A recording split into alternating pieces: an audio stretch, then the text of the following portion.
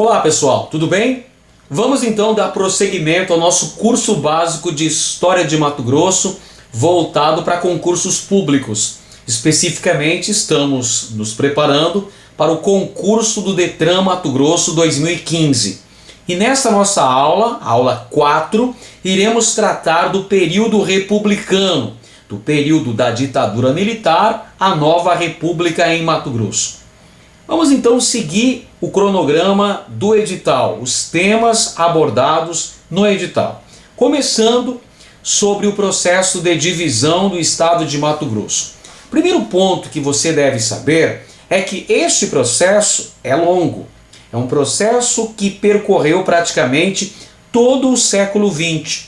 As ideias emancipacionistas já existiam desde o final do século XIX e ganharam força na República Velha e também durante a Era Vargas. Por exemplo, por ocasião da ocorrência da Revolução Constitucionalista de São Paulo, no ano de 1932, a porção sul do então Estado Uno de Mato Grosso apoiou São Paulo na expectativa de que, em se tornando vitorioso nessa luta contra o governo federal, fosse possível alcançar a divisão do estado de Mato Grosso.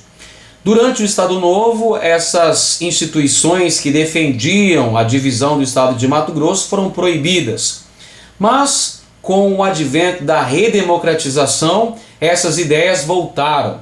Por exemplo, por ocasião da formação da Assembleia Constituinte, lá no ano de 1946, tentou-se levar até o Congresso Nacional a ideia da divisão do Estado. Não foi alcançada ainda. Durante o governo de Jânio Quadros, presidente da República, que havia nascido na porção sul de Mato Grosso, o desejo da divisão do Estado ressurgiu. E durante a ditadura militar, finalmente, o sonho sul-mato-grossense se concretizou através da Lei Complementar número 31, datada de 11 de outubro de 1977. Lei esta que foi efetivada em 1º de janeiro do ano de 1979. Atenção para o contexto histórico. A divisão do estado de Mato Grosso consolidou-se durante a ditadura militar, durante a presidência de Ernesto Geisel. É este presidente que assina o decreto, a Lei Complementar número 31, que autorizou a divisão do estado de Mato Grosso e o surgimento de uma nova unidade federativa para o Brasil, o estado de Mato Grosso do Sul. Nesse processo que visava a divisão do estado de Mato Grosso, nós tivemos uma intensa participação de lideranças políticas estabelecidas no então sul de Mato Grosso. Vale dizer que o norte, ou seja, Cuiabá, era contrário à ideia da divisão do estado. O governador de Mato Grosso, à época da divisão, era José Garcia Neto, que, a propósito, era contrário à ideia de divisão do estado de Mato Grosso. Entretanto, mais uma vez, eu enfatizo, vivíamos um momento de exceção, vivíamos a ditadura militar brasileira. Tá certo que era um período que já começava o processo de abertura política, entretanto, ainda estávamos vivendo sob uma ditadura. Então não houve nenhum tipo de diálogo. Muito pelo contrário, o decreto foi aprovado pelo presidente Ernesto Geisel, apesar da oposição do governador de Mato Grosso.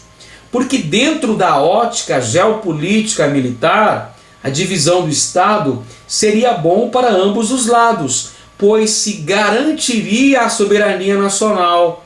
O Estado de Mato Grosso poderia continuar a ter o seu desenvolvimento. Mato Grosso atravessava naquela época um processo de crescimento causado principalmente pela colonização, pela abertura de uma nova fronteira agrícola. Esta fronteira agrícola estava localizada na porção norte de Mato Grosso. E para o novo estado que nascia naquele momento, seria importante também teria uma ótima oportunidade de crescimento. E assim foi feito. Garcia Neto saiu muito desprestigiado do processo de divisão do estado de Mato Grosso. Ele acabou se licenciando do governo para concorrer às eleições para o Senado Federal e acabou sendo derrotado. Quando Garcia Neto se licenciou do cargo de governador, ele foi substituído pelo vice, o engenheiro Cássio Leite de Barros.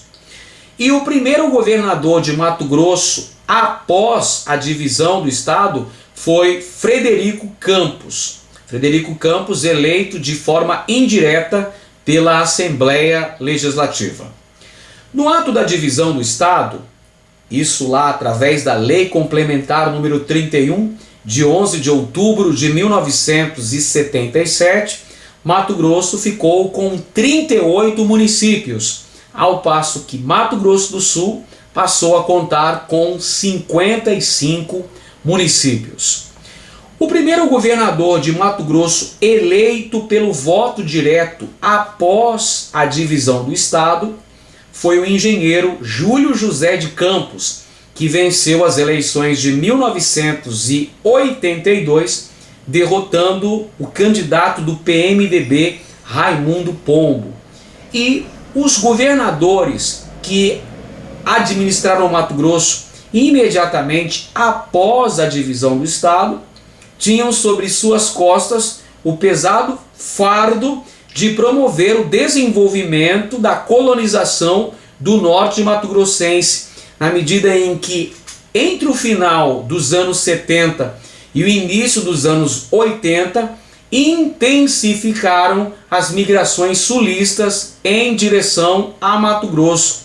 E esses migrantes acabavam encontrando os projetos de colonização sem a infraestrutura necessária para recebê-los. Portanto, foi tarefa tanto de Frederico Campos quanto de Júlio Campos, que são os dois governadores de Mato Grosso, que vão administrar Mato Grosso após a concretização do processo de divisão do estado, dotar o território de toda a infraestrutura necessária para receber esses milhares de colonos, notadamente sulistas, que vinham se estabelecer em terras mato-grossenses, construindo estradas e também garantindo a produção de energia elétrica. O estado de Mato Grosso, durante a ditadura militar, passou por um grande processo de mudanças. Essas mudanças foram proporcionadas em larga medida pelo processo de colonização. Então, a colonização das terras mato-grossenses faziam parte exatamente da geopolítica militar, de soberania nacional, aquele velho discurso de segurança nacional, de ocupar e integrar a Amazônia para não entregá-la para os estrangeiros. Então Mato Grosso, assim como Rondônia e Acre, acabam se tornando uma nova fronteira agrícola para o Brasil e passam a receber grandes levas de migrantes, notadamente sulistas. Então, como um reflexo direto dessa política migratória, desta política de colonização das terras mato-grossenses, tivemos então grandes transformações no que tange ao aspecto econômico, transformações no que tange, por exemplo, a fisionomia do próprio meio ambiente mato-grossense, e Cuiabá, a capital, também passou por uma alteração de sua paisagem urbana, o que por sua vez acabou contribuindo para a destruição de parte de seu patrimônio histórico e para a demolição da arquitetura colonial e das primeiras construções dos outros estilos arquitetônicos aqui em Cuiabá. O grande destaque no que tange a alteração da paisagem urbana de Cuiabá no contexto do final dos anos 60 foi a demolição da antiga Catedral Metropolitana de Cuiabá no ano de 1969. durante a administração do bispo Dom Orlando Chaves, aqui em Cuiabá. Tivemos a demolição da antiga catedral e a construção da atual Catedral Metropolitana de Cuiabá. Como eu disse para você, o grande destaque de Mato Grosso no que tange ao governo militar é o processo de colonização. Então, quando você estiver aprofundando os seus estudos sobre esse período histórico, analise com muito carinho, com muita atenção, dois processos muito importantes. O processo de divisão do Estado, que nós já acabamos de falar agora há pouco, e o processo de colonização do norte de Mato Grosso, sobretudo durante o governo do presidente Emílio Garrastazu Médici. Durante o governo Médici nós tivemos o crescimento econômico, o chamado milagre brasileiro, nós tivemos uma propaganda ufanista no país, uma violenta repressão às oposições ao regime militar, mas tivemos também uma intensa política de colonização, chamado ocupação dos espaços vazios, que na verdade não eram tão vazios assim, porque eram territórios primordialmente ocupados pelas populações indígenas. A partir do governo Médici são criados vários programas, vários projetos de colonização. A exemplo do PIN, o Programa de Integração Nacional, que visava promover a integração da Amazônia brasileira ao capitalismo, criando aí uma nova fronteira agrícola. Os militares defendiam justamente a ideologia da segurança nacional, alegando que era preciso integrar para não entregar. Ou seja, o Brasil precisava criar uma nova fronteira agrícola, garantir a produção de alimentos, integrar a Amazônia brasileira ao capitalismo envolvente. Então é dentro desse contexto histórico que se insere a colonização do norte de Mato Grosso. A colonização do norte de Mato Grosso, então, fazia parte do discurso de integrar a Amazônia, ou seja, Mato Grosso, Rondônia e Acre ao capitalismo. O grande objetivo dos governos militares, encampando esse projeto de colonização, era resolver os graves problemas sociais existentes nas regiões Nordeste e Sul. Na região Sul, por exemplo, processo de concentração fundiária, processo de mecanização da lavoura, acabou expulsando muitos pequenos proprietários que vêm para Mato Grosso com o objetivo de encontrar um novo Eldorado brasileiro. É preciso destacar ainda que o governo militar, no sentido de conseguir atrair essa grande leva de imigrantes, sobretudo sulistas, porque o colono ideal dentro da ótica, dentro da geopolítica defendida pelos governos militares, era o sulista. Para atrair esses novos migrantes para o território mato-grossense, os governos militares fizeram uso de uma intensa campanha propagandista, no sentido de seduzir esses novos moradores para o território mato-grossense. E essa campanha de propaganda, feita no rádio, em jornais, em revistas, foi fundamental para a atração de muitos colonizadores e colonos, especialmente sulistas, para Mato Grosso. E é preciso também destacar que o grande problema enfrentado por esses colonos que se dirigiam ao território mato-grossense no contexto das décadas de 1960 e 1970 era a inexistência de uma infraestrutura necessária para atender os migrantes nos projetos de colonização. É por essa razão que houve uma parceria entre o poder público e a iniciativa privada através das colonizadoras particulares que adquiriram extensas terras em Mato Grosso para implantar esses projetos de colonização, surgindo importantes cidades aqui em Mato Grosso, Sinop, Sorriso, Alta Floresta, Canarana, Cláudia, Denise, entre outras tantas cidades que surgiram através desses projetos de colonização durante o período militar recente no Brasil, ou seja, na década de 70 principalmente. O governo militar promoveu também a criação do Instituto Nacional de Colonização e Reforma Agrária, o INCRA, em 1972. Este órgão era responsável pela venda das terras devolutas, chamadas terras devolutas na Amazônia brasileira. Essas terras eram adquiridas por colonizadoras privadas. Podemos citar várias colonizadoras privadas que adquiriram extensas, grandes quantidades de terras em Mato Grosso. Vou citar algumas para você. Colonizadora Sinop, que é uma sigla que significa Sociedade Imobiliária Noroeste do Paraná. Colonizadora Indeco, várias colonizadoras foram trazidas para Mato Grosso. Vieram essas colonizadoras que adquiriam terras e as vendiam, que montavam projetos de colonização no norte de Mato Grosso para a instalação desses projetos de exploração mineral ou projetos visando a colonização e o estabelecimento de empreendimentos agropecuários.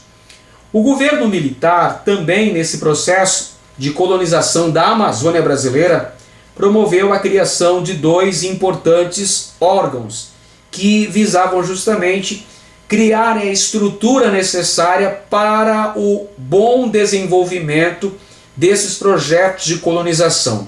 Duas superintendências foram criadas, a SUDAM e a SUDECO. A SUDAM, a Superintendência do Desenvolvimento da Amazônia, e a SUDECO, a Superintendência do Desenvolvimento da região centro-oeste do Brasil. Ainda para atender a demanda desses migrantes que se dirigiam para o território mato-grossense, foram construídas algumas importantes rodovias em território mato-grossense, em especial duas rodovias federais, a BR-163, Cuiabá-Santarém, e a BR-364, ligando Cuiabá a Porto Velho, Rondônia.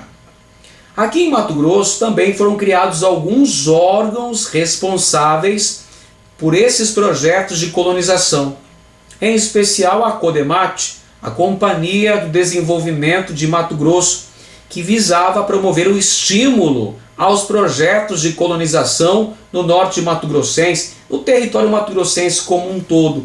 E ao mesmo tempo era também função da CODEMAT criar uma infraestrutura nessas áreas de fronteira e promover o desenvolvimento econômico mato-grossense. Esses projetos de colonização acabaram contribuindo para uma maior integração territorial do estado de Mato Grosso e o surgimento de diversas cidades ao longo das rodovias.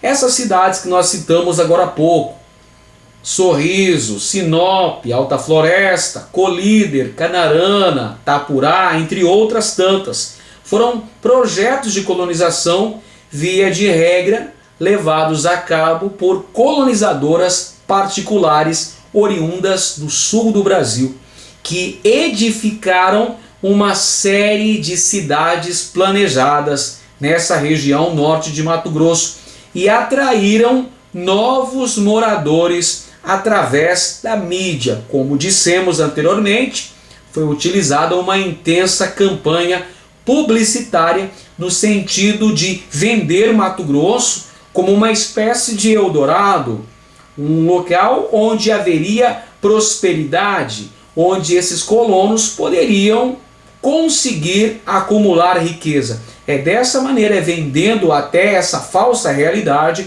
que muitos migrantes se dirigem para o estado de Mato Grosso. E isso, por sua vez, acaba por garantir um grande crescimento populacional de Mato Grosso. Ao longo das décadas de 1970, 1980 e 1990, o estado de Mato Grosso apresentou um vertiginoso crescimento populacional.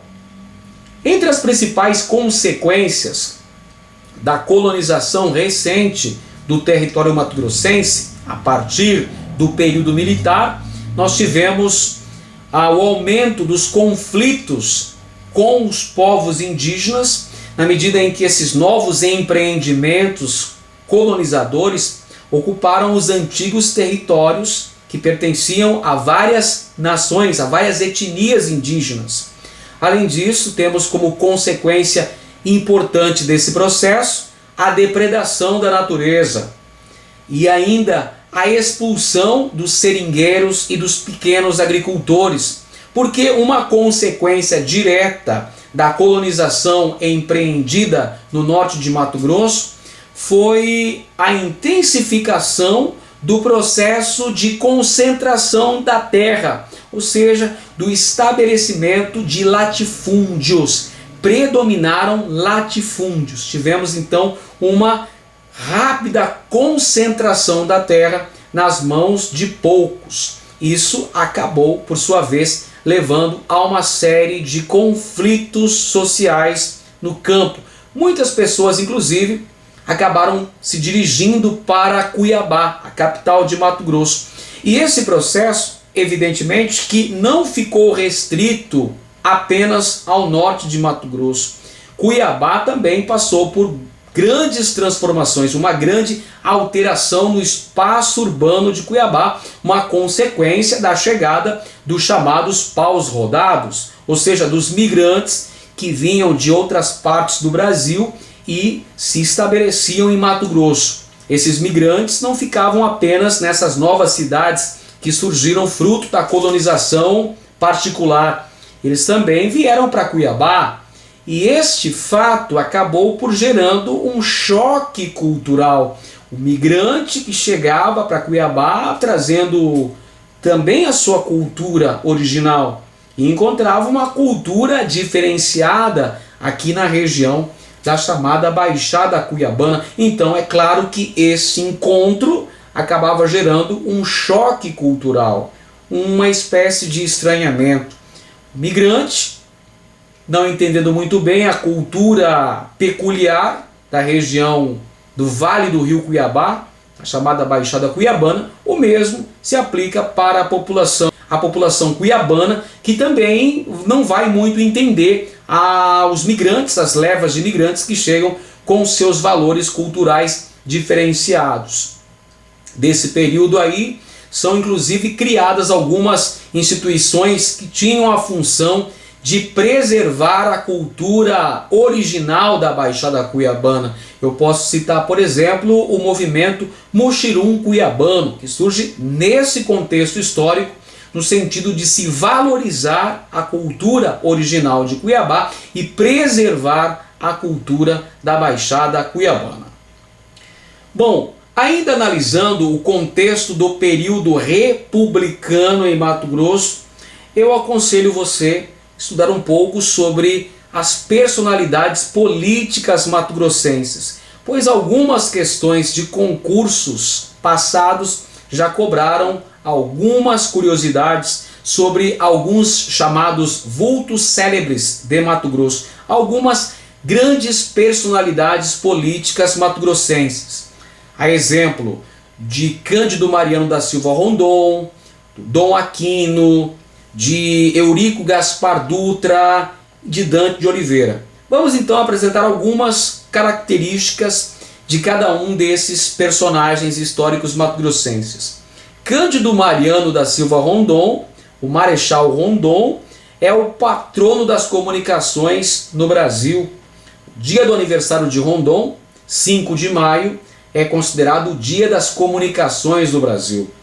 Cândido Mariano da Silva Rondon, um militar positivista, trabalhou arduamente na construção das linhas telegráficas mato-grossenses, ligando Mato Grosso ao Amazonas. Isso no contexto do início do século XX. Então ficar atento para o trabalho de Rondon, não apenas no contato com as nações indígenas que habitavam o percurso entre Mato Grosso e o Amazonas, ao longo do trajeto por onde passaram as linhas telegráficas mato-grossenses.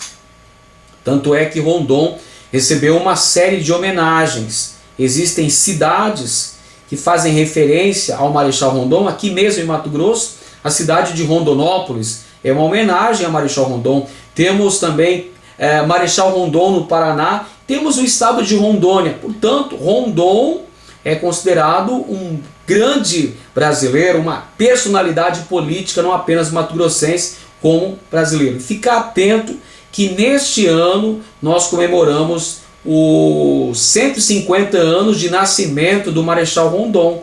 Portanto, é muito provável que apareça uma questão na sua prova do Detran abordando algum aspecto relacionado com Cândido Mariano da Silva Rondon. E aí você lembra que ele foi o construtor das linhas telegráficas mato-grossenses lá no início do século XX, na década de 1910, que ele também atuou no contato com os povos indígenas, que foi fundamental para a criação do Serviço de Proteção ao Índio, o SPI, que é um núcleo original da FUNAI, a Fundação Nacional do Índio. Ok? Um outro personagem importante da política mato-grossense é Dom Aquino, Francisco de Aquino Correia, que é justamente o religioso. Ele foi bispo de Cuiabá e chegou a ocupar o cargo de governador do estado de Mato Grosso no contexto da Primeira Guerra Mundial. Entre 1914 e 1918, Dom Francisco de Aquino Correia, o Dom Aquino, foi governador do estado de Mato Grosso. Dom Aquino foi nomeado interventor federal após a ocorrência da Caetanada em território mato-grossense. Dom Aquino também ele contribuiu de forma muito positiva para a criação do Instituto Histórico e Geográfico de Mato Grosso, escreveu o hino de Mato Grosso. Dom Aquino governou o Mato Grosso por ocasião das comemorações do bicentenário de Cuiabá. Dom Aquino Correia também foi membro da Academia Brasileira de Letras. O outro personagem histórico importante de Mato Grosso do século XX foi Eurico Gaspar Dutra, o Dutrinha. Eurico Gaspar Dutra foi ministro da Guerra do Brasil durante o governo de Getúlio Vargas, durante o Estado Novo, durante a ocorrência da Segunda Guerra Mundial, e foi eleito presidente da República nas eleições de 1945. É o único cuiabano que já exerceu o cargo de presidente da República, apesar de que sua administração não foi nada boa, foi uma administração considerada muito ruim, porque adotou o liberalismo econômico, aliou-se de forma incondicional com os Estados Unidos dentro do contexto histórico da Guerra Fria, mas é o único cuiabano que já foi presidente da República. E uma outra personalidade política importantíssima, mais recente, foi Dante Martins de Oliveira. Dante de Oliveira foi político mato-grossense. Ele foi deputado estadual, foi deputado federal, foi prefeito de Cuiabá por várias oportunidades, foi governador do estado de Mato Grosso por 2 mandatos consecutivos, entre 1995 e 2002. E ele ficou muito famoso, conseguiu uma grande notoriedade nacional por conta da autoria da emenda constitucional que previa eleição direta para presidente da República, lá em 1983, quando Dante de Oliveira era deputado federal pelo PMDB de Mato Grosso. Ele apresentou no Congresso Nacional a emenda das diretas já, que acabou mobilizando boa parte da sociedade brasileira em torno das chamadas diretas, pedindo eleições diretas para presidente da República.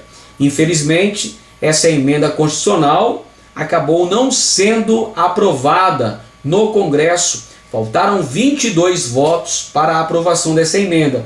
Entretanto, Dante de Oliveira escreveu seu nome para sempre na história do Brasil como o autor da emenda que previa eleições diretas para presidente da República. Ou em relação aos povos indígenas, que é outro tema importante que pode ser abordado na sua prova, que consta do edital, os povos indígenas em Mato Grosso. Os povos indígenas são os habitantes primordiais do território mato-grossense. Os indígenas foram importantes no processo de colonização, contribuíram para a construção de arraiais, de vilas, de fortes. Os índios também foram vítimas da escravidão, eles sofreram com a guerra justa promovida pelos colonizadores.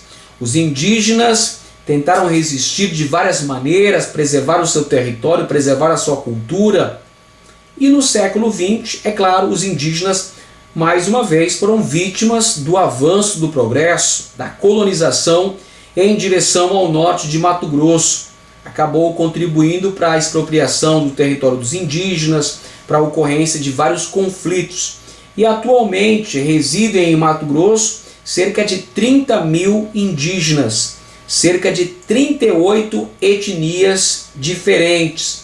E os povos indígenas, nos dias atuais, enfrentam uma série de problemas aqui em território mato-grossense.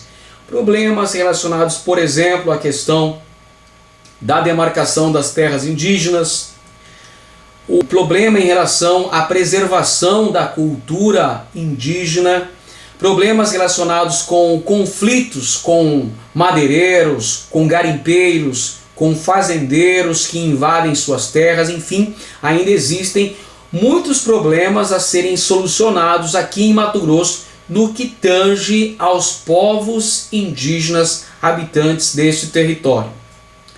Em relação aos trabalhadores rurais, fique atento para a questão do combate ao trabalho escravo. Infelizmente, Mato Grosso é um dos estados brasileiros que tem a maior incidência do trabalho escravo. Mato Grosso se constitui num dos campeões em resgate de trabalhadores em condições análogas ao trabalho escravo. Segundo o Ministério do Trabalho e Emprego, há uma grande incidência dessa modalidade tão aviltante de trabalho aqui em terras mato-grossenses. Os trabalhadores, em geral, são atraídos pelos chamados gatos. Quem são os gatos? São empreiteiros que conseguem atrair esses trabalhadores, seduzindo, oferecendo promessas de boa remuneração, de boas condições de trabalho no interior do estado, e quando chegam lá não é nada disso. Eles têm baixíssima remuneração e ficam presos por dívida. Atenção para a escravidão por dívida. Os trabalhadores são obrigados a comprar alimento, comprar ferramentas, comprar material de trabalho pessoal e acabam ficando devendo e precisam trabalhar por um tempo determinado para abater essas dívidas. Por isso, é um grande problema vivido em terras mato-grossenses nos dias atuais. Muitos trabalhadores que estão em condições análogas ao trabalho escravo. Fique atento que esse tema pode cair na sua prova. Em relação ao estado de Mato Grosso, durante o período atual, o estado contemporâneo, nós percebemos uma grande mudança nos meios rural e urbano de Mato Grosso, com a implantação de grandes eixos rodoviários, com o aumento do processo de urbanização, com a expansão da agropecuária em Mato Grosso e com a mecanização agrícola, além do desenvolvimento da chamada agroindústria. O agronegócio se constitui na principal modalidade econômica de Mato Grosso nos dias atuais. Perfeito? Então, ficar atento para essas condições atuais da economia mato-grossense, onde nós temos também um avanço no setor de serviços e de informática, o desenvolvimento das telecomunicações em território mato-grossense e cada vez uma maior inserção da economia mato-grossense dentro do mercado globalizado. Mato Grosso, a propósito, Cuiabá, capital, sediou alguns jogos da Copa do Mundo de 2014 no Brasil. Cuiabá foi uma das sedes dos jogos realizados no ano passado no Brasil. E por isso Cuiabá passou por um processo de adaptação para atender às exigências da FIFA. É bem verdade que as obras, principalmente as obras de mobilidade urbana, não foram concluídas a tempo. Para dizer a verdade, ainda agora, quando nós estamos gravando esse vídeo, as obras estão paralisadas. Por exemplo, o VLT, o veículo leve sobre trilhos, que era para ficar pronto para a Copa do Mundo, que aconteceu há um ano, até os dias atuais, não está em funcionamento. E o que é pior, as obras estão paralisadas desde o início do atual governo no estado de Mato Grosso. Em relação à cultura mato-grossense, fique atento para os principais aspectos relacionados à dança, à música, à religiosidade, às festividades mato-grossenses. Em relação à dança e música, nós temos uma série de ritmos mato-grossenses: o cururu, o siriri, o rasqueado, e essa característica variada da música mato-grossense deve-se a influências de origem africana, portuguesa, espanhola, paraguaia e chiquitana. E inclusive, em relação a isso, nós temos instrumentos musicais bem característicos da Baixada Cuiabana, a viola de coxo. O modo de se fazer viola de coxo, a propósito, é um patrimônio cultural imaterial do Brasil. Então nós temos alguns instrumentos musicais característicos da Baixada Cuiabana: a viola de coxo, o ganzá, o mocho, que são utilizados no cururu e no siriri. O cururu é uma música e dança típica de Mato Grosso, que apresenta-se como importante expressão cultural do estado. São várias teorias que tentam apresentar as origens históricas do cururu. Algumas delas apontam para a época dos jesuítas, quando o cururu seria executado no interior das igrejas. E após a vinda de outras ordens religiosas, o cururu acabou caindo na marginalidade e ruralizou-se. Esta música e dança típica mato-grossense geralmente é executada por 2 ou mais cururueiros, utilizando-se da viola de coxo, do ganzá, do mocho, dos trovos, das correrias. Existe inclusive o Festival de Cururu e Siriri, que é realizado todos os anos em Mato Grosso. A dança do Congo é outro importante ato de devoção aqui em terras mato-grossenses. É a devoção a São Benedito, um dos santos mais cultuados aqui em território mato-grossense. Essa dança do Congo tem origem africana e é muito realizada nas cidades de Vila Bela da Santíssima Trindade e Nossa Senhora do Livramento. A dança do chorado, que surgiu no período colonial na cidade de Vila Bela, que foi a primeira capital da capitania de Mato Grosso, é uma manifestação cultural remanescente da época da escravidão, da época da vigência da escravidão, ainda no século XVIII, e representa justamente o choro dos escravizados pelo perdão dos castigos impostos aos transgressores. É realizada ainda hoje na cidade de Vila Bela.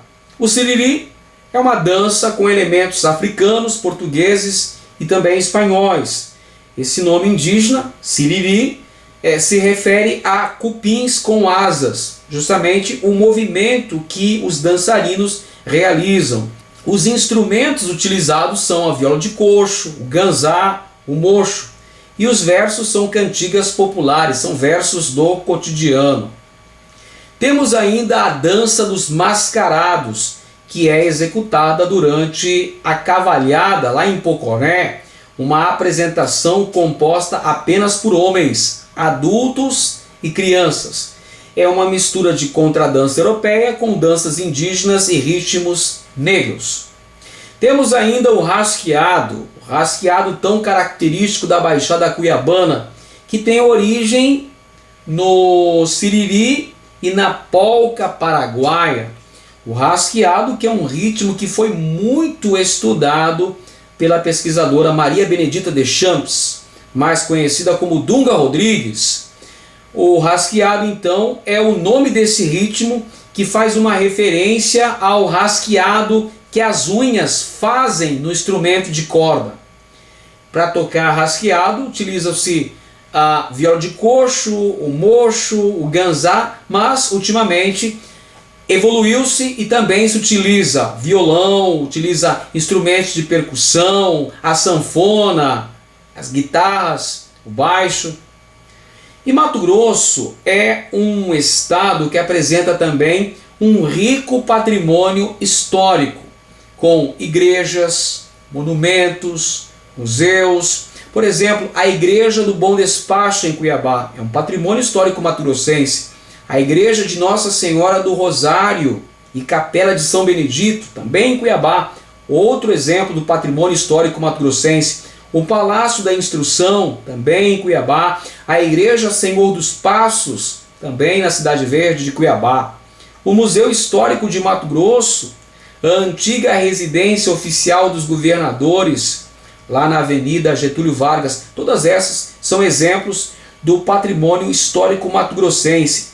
A festa de São Benedito, que movimenta todos os anos milhares de fiéis, também é um patrimônio cultural e material de Cuiabá, onde os festeiros percorrem as ruas da cidade com a bandeira do santo recebendo donativos. E durante a ocasião da festa tem muita fartura de comida e muita alegria, muita música e dança. É uma das festividades religiosas mais importantes de Cuiabá. Em relação ainda ao patrimônio histórico mato-grossense, temos alguns importantes tombamentos federais em Mato Grosso. O conjunto arquitetônico e urbanístico de Cuiabá, a Igreja do Rosário e a Capela de São Benedito, o Marco do Jauru, lá na cidade de Cáceres. O Marco do Jauru é aquele monumento em forma piramidal que foi trazido da Europa para simbolizar o local onde terminava o domínio espanhol e começava o domínio português. Hoje o Marco do Jauru está no centro da cidade de Cáceres, em frente à igreja, a Catedral de São Luís de Cáceres. Inclusive a cidade de Cáceres, a princesinha do Paraguai, também é patrimônio cultural brasileiro. A igreja da Sé de Santana, a igreja matriz de Chapada dos Guimarães, é outro tombamento federal em Mato Grosso, além das ruínas da Catedral da Santíssima Trindade em Vila Bela, outro importante tombamento. E também em Vila Bela, o Palácio dos Governadores Generais de Mato Grosso. São outros aspectos importantes do patrimônio cultural mato-grossense e esses em especial tombados como patrimônio brasileiro. Pois bem, pessoal, terminamos a nossa aula. Espero que tenham gostado. Qualquer dúvida, deixe nos seus comentários, deixe as suas sugestões, peça os materiais e continue estudando com muito afinco, com muita dedicação, que assim você vai conseguir alcançar a sua tão sonhada aprovação. Eu agradeço a todos pela atenção, pela dedicação nos estudos. Um grande abraço e até uma outra oportunidade. Valeu!